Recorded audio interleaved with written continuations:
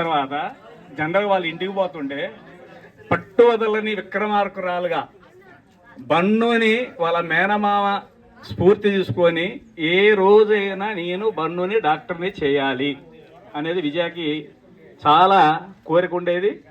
ఆ కోరికతో విజయ కోరిక అనేది నెరవేరింది.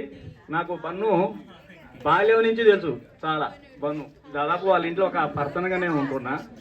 ప్రతిరోజు నాకు భాస్కర్ రావు నైటు 10 గంటలకు ఫోన్ చేస్తుంటాడు, ఎలా ఉన్నావు ఏందని. నేను టీచర్గా మనందరికీ తెలుసు, బంధువులకి నేను హైదరాబాద్లో ఉంటున్నా. ప్రతిరోజు ఖచ్చితంగా 10 గంటలకు ఫోన్ చేస్తుంటాడు, ఎలా ఉన్నావు ఏందనేది. అలా మా ఇద్దరికి అటాచ్మెంట్ ఉన్నది. తర్వాత ఈ Bhaskar Rao sir head master గారిని ఇప్పుడే చూడటం జరిగింది. అది వాట్సాప్లో కానీ వాళ్ళ స్కూల్ది ప్రతిదీ నాకు షేర్ చేస్తున్నారు. బన్ను మొన్న పీజీ జాయిన్ అయ్యేటప్పుడు బాగా ఫోర్స్ చేశారు కాలేజీకి. ఏది